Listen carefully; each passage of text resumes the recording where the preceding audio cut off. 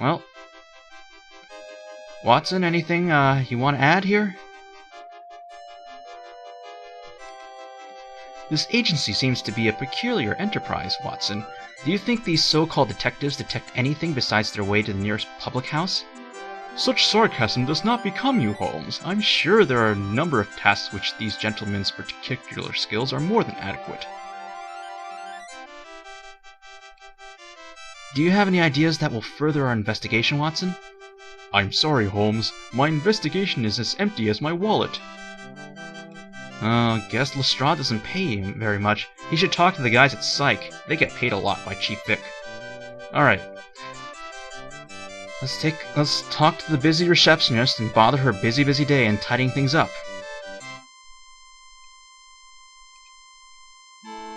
My name is Sherlock Holmes, and this is my colleague, Dr. Watson. We wish to speak with one of your principals, preferably Mr. Moorehead.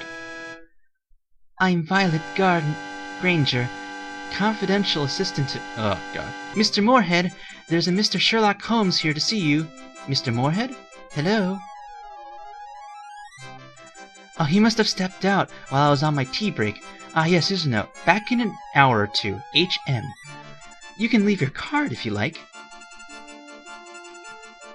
Might we speak with Mr. Gardner, then? No, Mr. Gardner hasn't been in today, which is most aggravating if you'd like to know. Why are you perturbed with Mr. Gardner, if I may ask? Because I'm bursting with curiosity, that's why. A client, who must remain nameless, you understand, summoned him to a midnight rendezvous at the zoo in Regent's Park. I saw the telegram. There was some nonsense about her bringing her jewelry, but I know what she was about, and so did Mr. Gardner. He left here with a smile on his face. Mr. Moorehead and I had quite a laugh about it. Mr. Gardner's a bachelor, you know. He has... Was that client Miss Anna Carroway? However, did you know that? Huh, that's weird. Did Anna send a secret telegraph to Moorehead to meet him at the... Well, that warrants further investigation. Let's talk to the receptionist some more. Miss Gardner, we are assisting the police in an investigation of a criminal matter. May we examine Mr. Moorehead's office? Certainly not.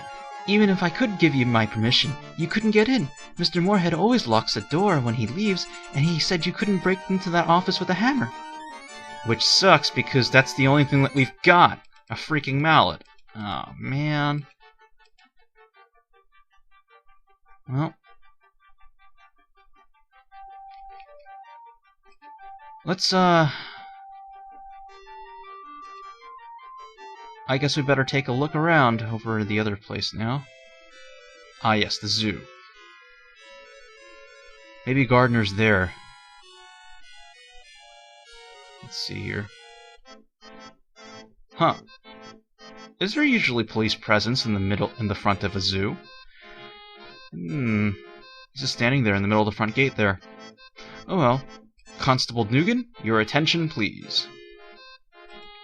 Good morning, Constable. I've never known one of the Inspector Gregson's men to draw zoo duty. Ah, it's you, Mr. Holmes.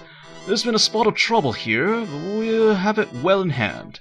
We're limiting access to the zoo until we complete our investigation. What has happened? Well, confidential-like, a man has been killed under mysterious circumstances, if you take my meaning. I do indeed. Perhaps Inspector Gregson could use some assistance. I'm sure he could, Mr. Holmes, though he's not likely to admit it. He's in a foul mood today, sir. Watch your step, won't you? You'll find him blustering about the elephant's cage, or whatever it was. Mr. Holmes, Dr. Watson, go on in. Let's see here. To the zoo administrative offices. Hey, it's Gregson. I haven't seen him since the coroner's office. Ah, Mr. Holmes, come to put your tuppence in, have you? Very public-like. Blah, blah, blah.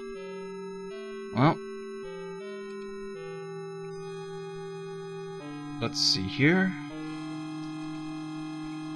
Good morning, Inspector. What do we have here? Deceased John Doe, stiff as the proverbial upper lip, dead for 8 hours at least, with a crushing blow to his head. His pockets have been emptied. Robbery, I imagine. What can you tell about how he was killed? Surely, I'm sure you will have opinions of your own about that. You surely do. Have you discovered anything else, Inspector? Nothing I can tell an amateur. Hey, that sucks. Wait a second. He's the amateur. I'm the expert here. That stupid prick. I'll show him a piece of my mind later. Constable, have you noticed anything that might help Inspector Gregson see this case more clearly? I ain't seen nothing interesting except that elephant when I came in here. Somehow that response does not surprise me. Let's take a look at the body like we did with Sarah Caraway and take a look. The body of a middle-aged man lies in a characteristic pose of death. The head is turned to the side and one knee is slightly drawn up. His black hair is matted by dried blood where his skull has been severely crushed. His clothes are very dirty, though they are of recent quality. The left trouser leg is ripped and frayed, exposing some deep lacerations and punctures. Oddly, there is very little blood surrounding any of the victim's wounds. Though his head is now misshapen, Detective Frederick Gardner is clearly recognizable from his photograph at Moorehead and Gardner Agency. Oh boy. And one half of that detective agency is gone. Because that lady's going to be pretty pissed. Well, Gardner met his end, right? Let's take a look at the other stuff. The leg seems to have been broken by a fall rather than any human assault. Huh, that's interesting. What about the slash wounds? There are several wounds slashed across the lapels of his jacket. A good deal of tearing is evident. These tears appeared in a pattern reminiscent of large claw marks. That's interesting. Anything I can tell Gregson? Where was he killed, Inspector? And why have you moved the body? Mr. Holmes, you always proceed immediately to the crux of the matter. I just told the lad that this body's been moved. How did you know that? Given his head wound, there ought to be more blood on the ground where he fell. What? Yes, exactly my thought. He was certainly not done in here, then. Correct. It was somewhere damp and dirty, and he was moved by a small person. Oh, yeah? Next you'll be telling me what he had for his last tea. Given time, perhaps. I can tell you that he was an inquiry agent by profession, a dark-eyed, left-handed bachelor, an ex-policeman, and a very foolish fellow. He was murdered by a hired killer. Mr. Holmes, you exhaust my good will and try my patience when you talk like that. Surely you do. Do I look like an idiot? You don't know all these things. You can't. You're just trying to show me up. Perhaps you had better move along. Remember, interference in police matters is a criminal offense. You lately said that you never received any interesting cases, Gregson.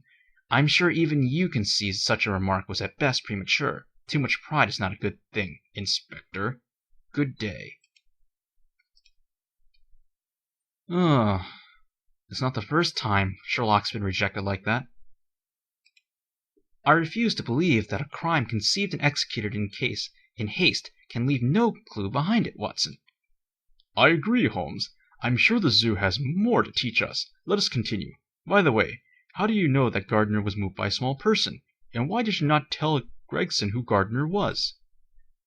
The answer to the first question is that the heels of Gardner's shoes and the cuffs and the trousers were encrusted in mud. He was dragged a fair distance. A large man would have picked up the corpse to move him. As for the second question, Doctor, I am not in the business of supplying the deficiencies of the police. Have you noticed anything of significance around here, Watson? Nothing that you have not remarked yourself, Holmes. Well, let's see here. Taking a look around. What's this building right here? This highly polished brass sign reads, London Zoological Gardens. Peter Hollingston, Headkeeper. Let's go in and see if Peter has something to say about this.